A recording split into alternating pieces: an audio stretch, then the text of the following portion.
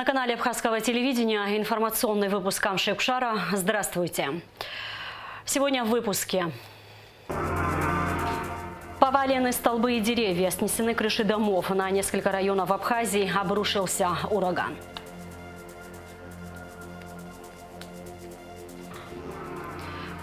Оценить ущерб от стихии. Президент проинспектировал районы столицы, а затем провел оперативное совещание с главами администрации.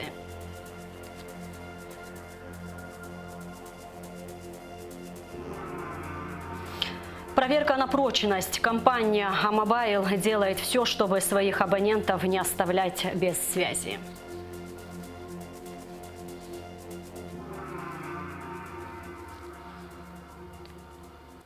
4 июля на Абхазию обрушился ливень и ураган. Ветер повалил деревья, столбы и линии электропередачи, снес несколько крыш домов, в том числе крышу гостиницы «Интерсухум» столицы. Была повреждена высоковольтная линия 110 киловольт Шишелет-1. Многие районы оставались без электричества и водоснабжения. В ликвидации последствий стихии принимали участие городские службы, Черноморэнерго, МЧС и военнослужащие Министерства обороны. Все службы приступили к работам еще в воскресенье и в первую очередь расчищали участки дорог, где было заблокировано движение автомобильного транспорта из-за упавших деревьев, и проводили ремонт линий электропередачи. В Сухуме в администрации города был создан оперативный штаб по ликвидации последствий урагана. Ближе к вечеру 4 июля в городе была восстановлена подача воды. Во вторник работы продолжились. Большая часть республики и Сухум оказались без света и воды. На данный момент устранение последствий стихии ведется поэтапно. В течение дня большая часть города должна быть запитана, говорят в Черноморэнерго.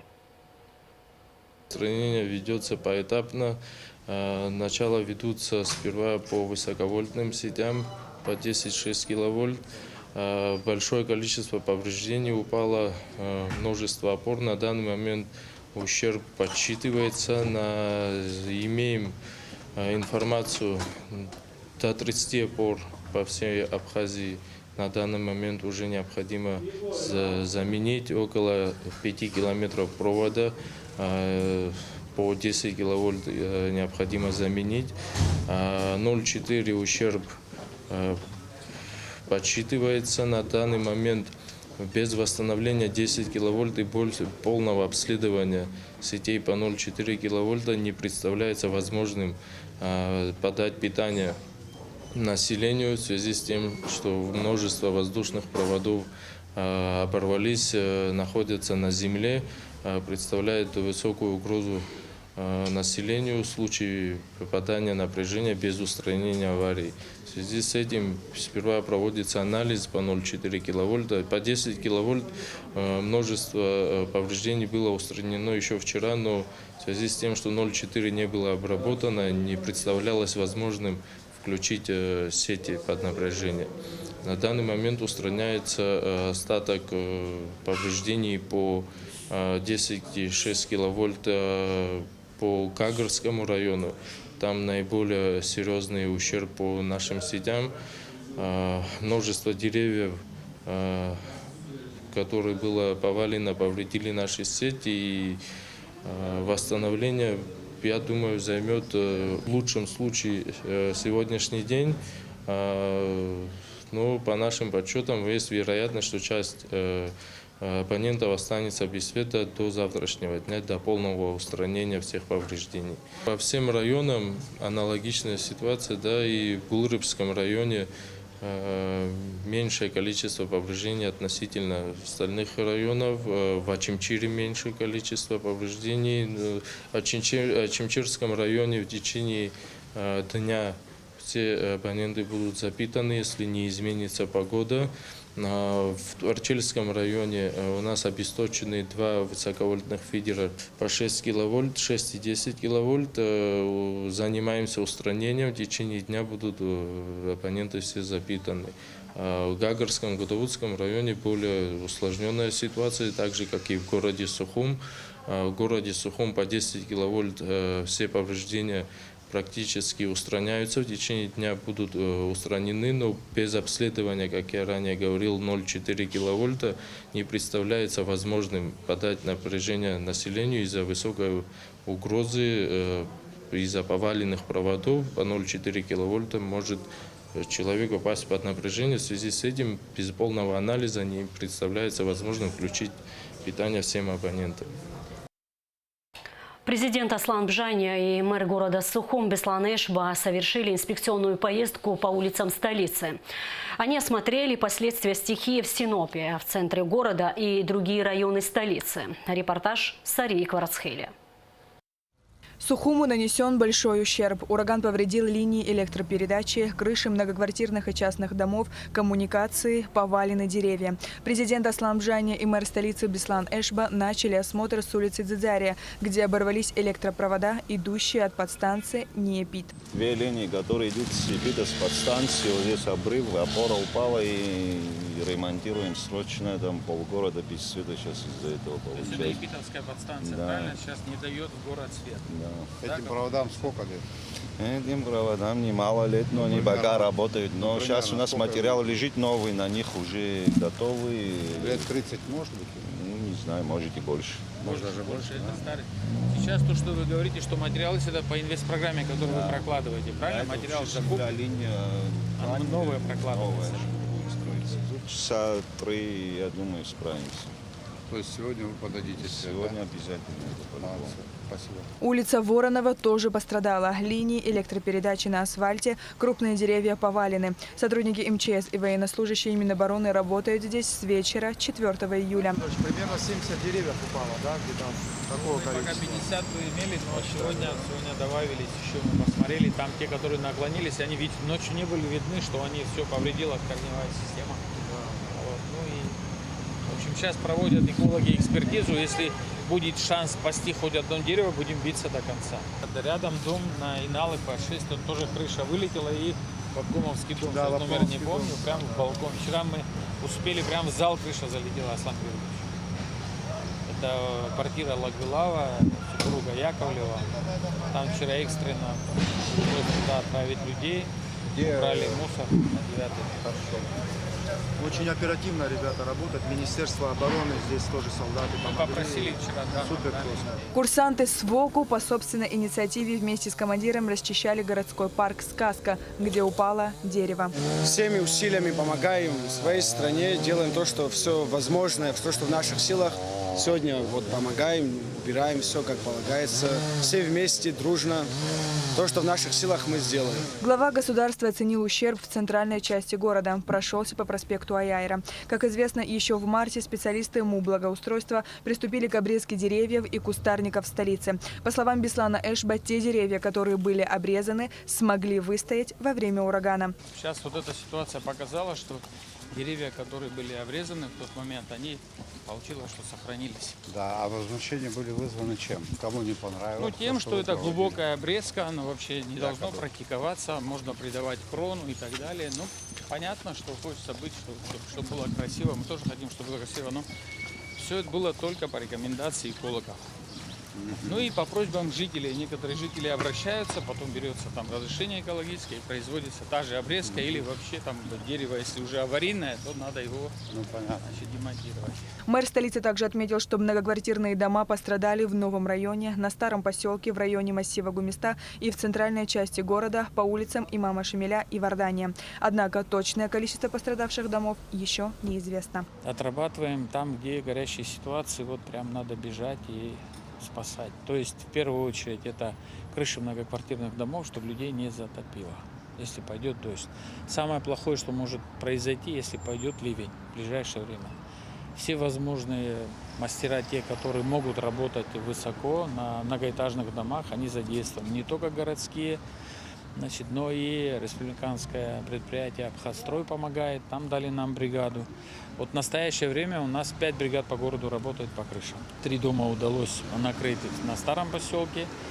и сейчас занимаются в новом районе. Есть сложность поднятия на 9-й этаж и другие этажи, на крышу этажей строительного материала. Это сложность есть, ищем большой подъемный кран, чтобы можно было оперативнее это сделать. Беслан Эшба также добавил, что в столице повреждены коммуникации, плохо работают ливневки. А если еще грязь и листья начнут их забивать, то наводнения не избежать. Коммуникации повреждены еще, значит, тем, что там, где деревья, значит, наклонились, они повредили трубопроводы, где-то кабеля, где-то водопроводы. Вот. Это тоже информация собирается, и на оперштабе мне будут докладывать, где какая ситуация. По словам главы столичной администрации, еще не определено, за счет каких средств будут ликвидированы все последствия урагана. Без помощи правительства и президента мы не обойдемся, добавил Беслан Эшба. В свою очередь Асламжани отметил, что после оценки ущерба государство в сжатые сроки изыщет средства для ликвидации последствий чрезвычайной ситуации. Вы, наверное, обратили внимание на то, что руководство города предпринимает максимум усилий для ликвидации последствий ЧАЭС. Бригады работают, они работали вчера допоздна, сегодня начали работать рано утром. Это стихийное бедствие, предугадать сложно. А человеческий фактор на этом этапе срабатывает, на мой взгляд, неплохо. Не хочу кого-то перехвалить, но оперативная работа по восстановлению идет. И она будет усилена. Вот такие вот у меня впечатления. Надо было самому это увидеть, потому что мне как руководителю с этим не приходилось сталкиваться. Это первая практика. Некоторые вопросы необходимо визуализировать, чтобы иметь представление. Такого сильного стихийного бедствия жители столицы не припомнят. Вечер 4 июля они, наверное, уже не забудут никогда. Сидели в кафе на берегу Бориста с друзьями. Вышла яхта с парусом наша, люди на борту, человек 6. И все как закрутило буквально ураган, там за 3 минуты яхта пропадает в тумане. Мы все выбегаем, думаем, чем помочь, там все летает, значит, баннеры слетели, все поразбилось, крыши оторвало. Люди там в панике, парус на яхте порвался, все побежали, чем кто может помогать. Там 2 гидроцикла выехали, их вытягивали. Короче, людей спасли, там яхта немножко побилась, теплоход тоже там просто такое терпел. Я потом общалась с капитаном, он говорит, спасибо, что я вообще выжил вчера. И если бы мы знали, что ураган до такого доведет, конечно, бы в море никто не вышел. А Елена Храмова, которая живет по улице Аяйра, не смогла сдержать слезы. Ураган снес крышу ее дома. Часть дома сзади, заднего плана, снесла. И вот верхняя штука такая, вот как они называются, конек, тоже вот так вот весь дом протекал сегодня у нас. Мы дома были. Ужас просто. Мы просто тихо принимали весь этот кошмар. Главное, никто не пострадал, правда? Дети были дома? Нет, у нас детей не было, не только дети, мы тоже ужас испытывали. Пострадавшие от урагана могут обращаться в администрацию города. И в случае нанесения серьезного ущерба им будет оказана посильная помощь. Сария Кварацхеля, Михаил Братухин, Абхазское телевидение. После инспекции по сухому президент Асламжани провел оперативное совещание с главами администрации городов и районов республики по вопросам ликвидации последствий стихии. В нем приняли участие вице-президент Бадра Гунба, премьер-министр Александр Анкваб, члены правительства, представители предприятий Черноморэнерго и Апснергылара. В ходе совещания была дана предварительная оценка ущерба, нанесенного ураганным ветром и ливнем. Президент отметил, что все заявления граждан будут рассмотрены. Асламжани поручил главам администрации посчитать точный ущерб в кратчайшие сроки. Внезапно обрушившаяся стихия нанесла существенный ущерб экономике нашей страны. По этому поводу я вас сегодня собрал. Хотелось бы послушать, что делается на местах для ликвидации последствий этой стихии. Все заявления от граждан, безусловно, мы будем принимать и рассматривать. И всем по возможности окажем поддержку. Тут можно рассчитывать на мой резервный фонд, он для этого и предусмотрен. Насколько я понимаю, Владимир Владимирович, у нас, скажем так, с небольшим опережением планов мы идем. Так я понимаю, да? Какие-то расходы мы, наверное, можем себе позволить с учетом того, что речь идет о стихии. в сжатые сроки все это подготовить, насколько возможно. Я вопрос буду держать под контролем. Это информация предварительная. Если 95 частных домовладений и 57 высотных домов, ну, это так средняя цена около 5 миллионов будет большой высотный дом. И то это предварительно. И тут все пока в пользу уменьшения идет разговор. Все придется, к сожалению, там и доп. Расходы, и степень ущерба крышам еще до конца не установлен. Это вот первое. Второе. Трудности связаны с тем, что, к сожалению, сил, которые могут единовременно встать на крыши высотных домов и проводить работы, у нас практически нет. Ни в городе Сухуми, ни в одном районе. То есть нам придется делать по степени повреждений. Ставлю в известность коллег, если вы не возражаете, то мы сегодняшние ваши еще неполные отчеты заберем, на основании этого сделаем общую сводную ведомость и уже будем завозить и металл, и деловой лес. Даже под честное слово придется это делать, Александр Георгиевич. Потому что пока будут заключены контракты, пока все процедуры пройдут согласования, у нас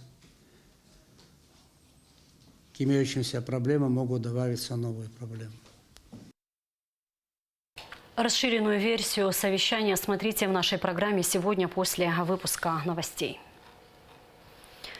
По всей видимости, наиболее сильный ущерб стихия нанесла центру столицы. Во дворе дома номер 5 по улице Калмыкова дерево упало на стену дома, образовав брешь, а затем оно свалилось на стоявшие во дворе автомобили.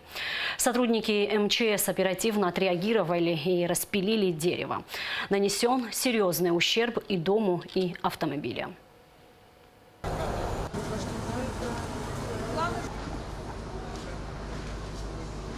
Деревня упала. Деревня упала.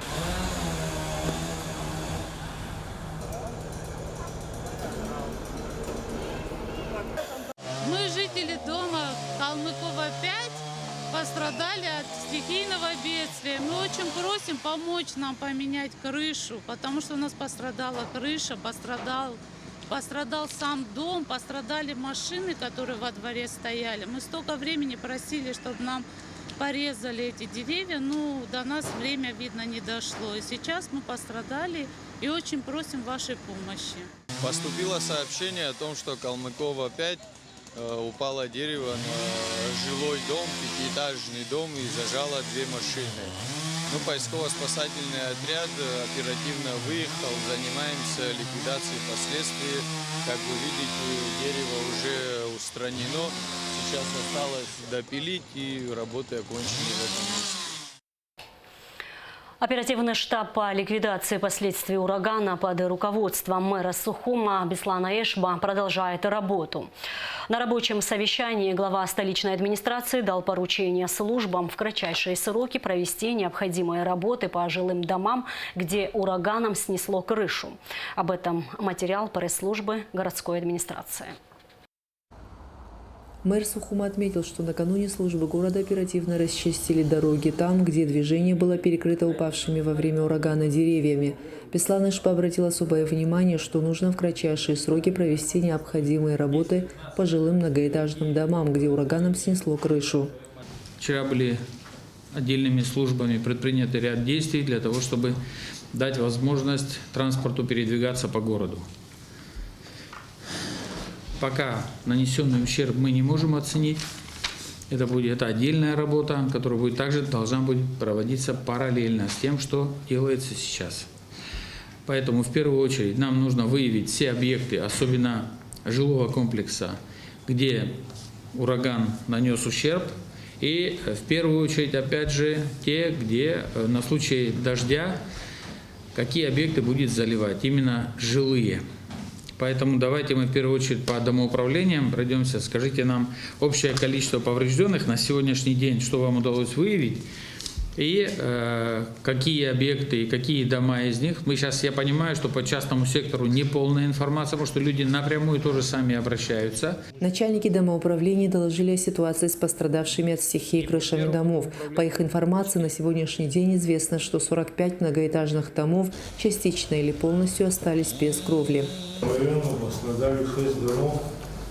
Особенно пострадало очень сильно Сахарова 65, полностью снесло крышу. Сахарова 47 частично, Воронова 5 частично, Генерала 2 полкрыши снесло, Воронова 36 затекает, тоже поврежденная крыша, и Лагоба 84 тоже частично поврежденная. Все нуждаются в экстренном. У нас в плачевном состоянии 11 домов, в 8 из них заливают заявление, уже они подавали в управление. Мы выезжали на место и сделали видео и фотоотчет.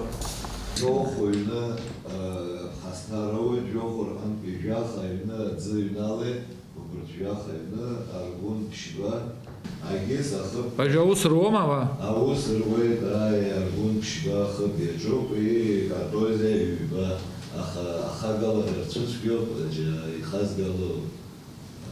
Ну, хочу обшарпать. Астамуру Хевра, что у тебя там? По Вардании 7 работы ведутся. Завтрашним вечером мы завершим. Аргун 4. Планируем к сегодняшнему вечеру тоже завершить работы. И в Картозе 2. Там чуть сложность есть в подъеме самого материала. Но тоже решаем. 4 бригады горстройпроекта администрации Сухума ведут работы по известным адресам. В некоторых домах уже сегодня будут устранены проблемы с кровлей. Формируется еще одна бригада горстройпроекта. В данный момент еще формируется одна бригада. В течение этого дня она приступит к работам. Мэр поручил по каждому пострадавшему дому подготовить дефектный акт.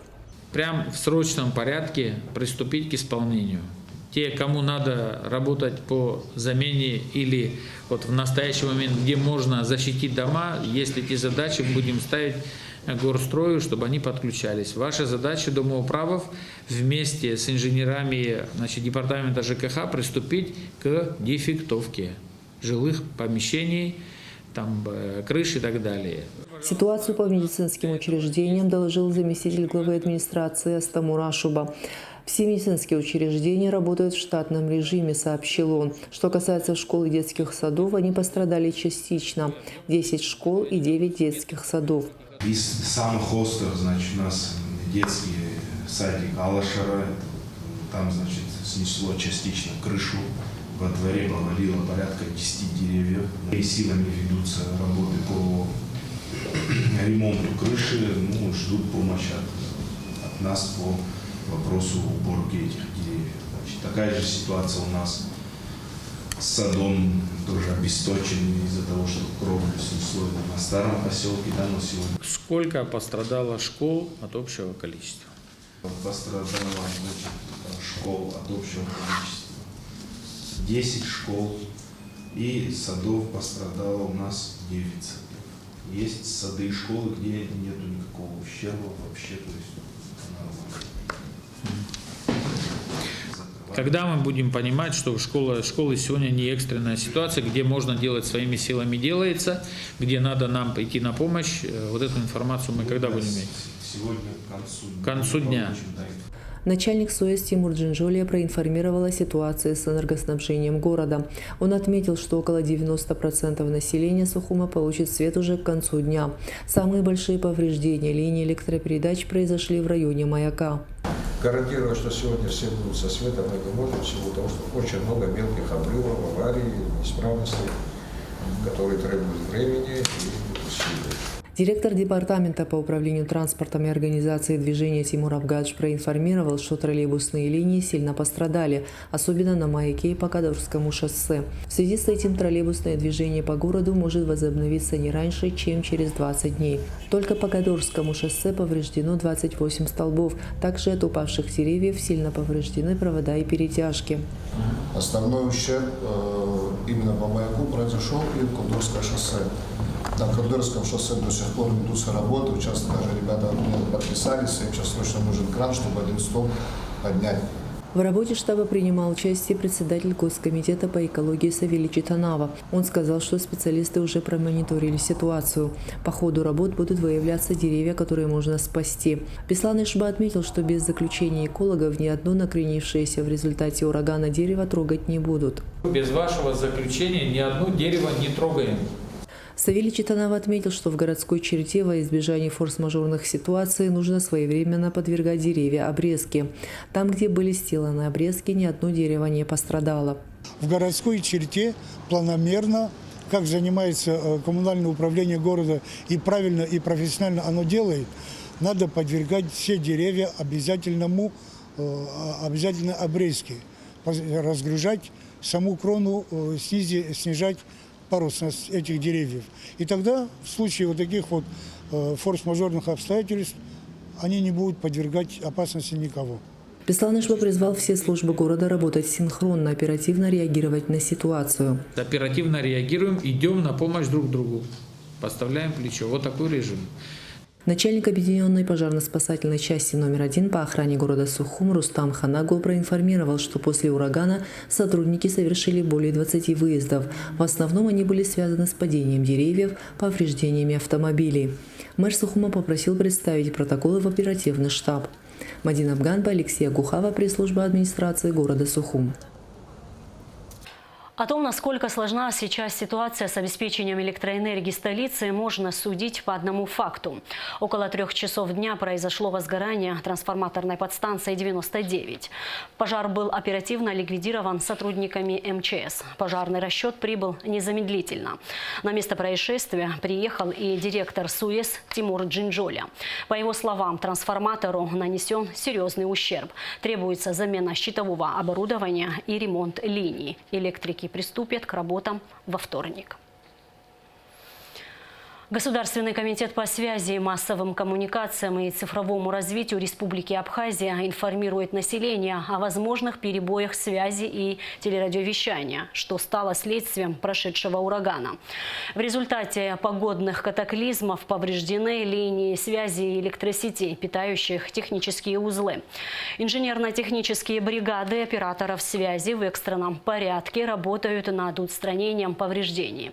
Госкомсвязь Абхазии просит граждан и гостей республики с пониманием отнестись к временным неудобствам, вызванными стихией.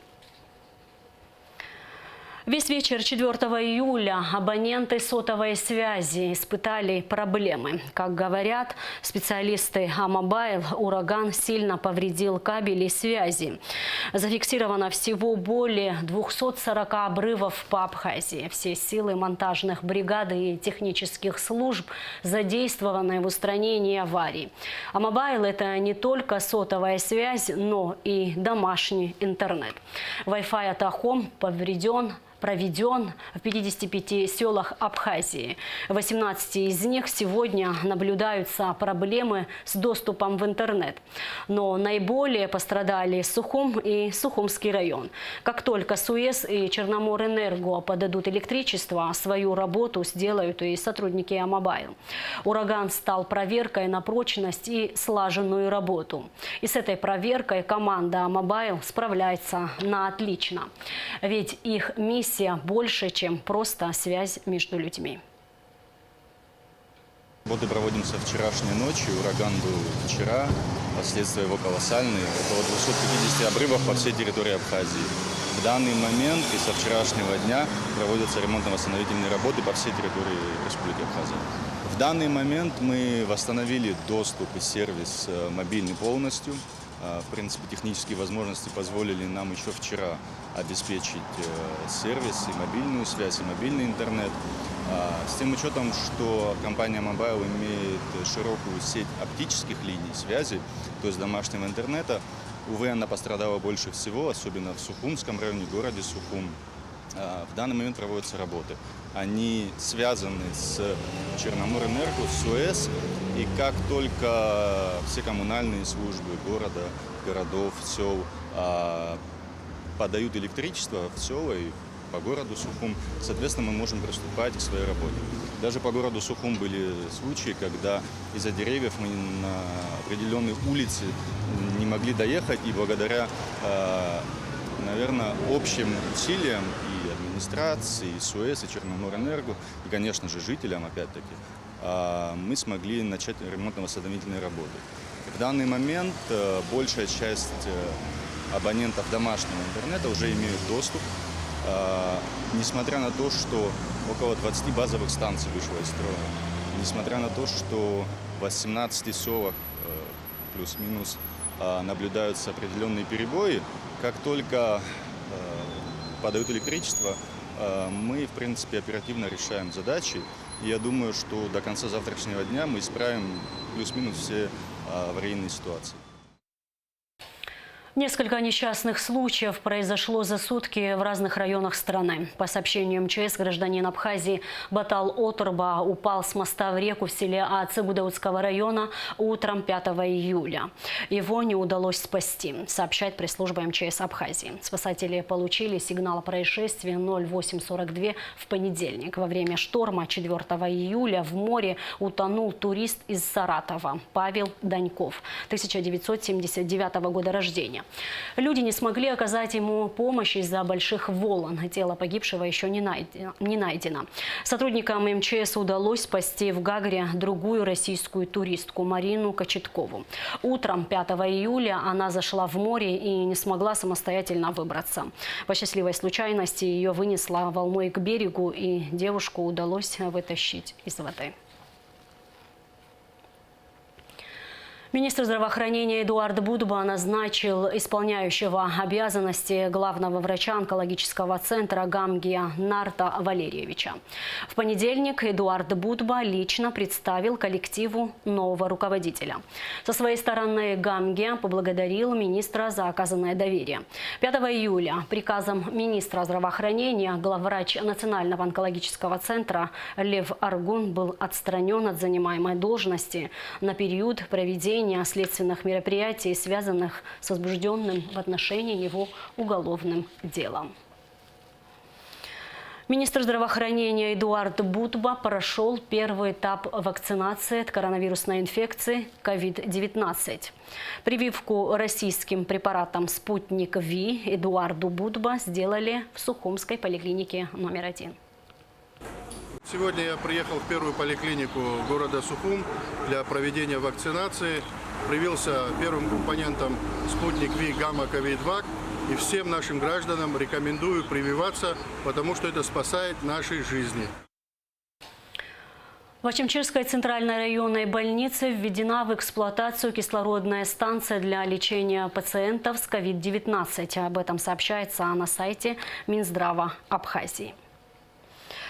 Автопарк Министерства внутренних дел пополнился 10 новыми автомобилями, которые были приобретены в рамках договора между Республикой Абхазия и Российской Федерацией о союзничестве и стратегическом партнерстве. Один из пунктов этого договора предусматривает поэтапное повышение материально-технического обеспечения органов внутренних дел Абхазии, денежного довольствия и социальных гарантий работников органов внутренних дел. Специалисты отдела связи, спецтехники и автоматизации оборудуют новые автомобили специальной сигнальной установкой, средствами связи и видеофиксации. В этом году ведомственный автопарк МВД планируется расширить на 70 автомобилей. 60 служебных автомобилей поступят в 2022 году. Все автотранспортные средства будут переданы в служебное пользование подразделениям МВД Республики. Об этом сообщает пресс-служба МВД Абхазии. Абхазское телевидение объявляет набор телеоператоров и монтажеров. Полную информацию вы можете получить по телефонам 226 11 44, 229 40 26, 770 35 95. И в конце выпуска прогноз погоды. По сообщению гидромедцентра, во вторник, 6 июля, в Абхазии ожидается облачность с прояснениями. Погода преимущественно без осадков. Температура воздуха ночью плюс 16-21, днем плюс 22-27, температура морской воды плюс 24 градуса.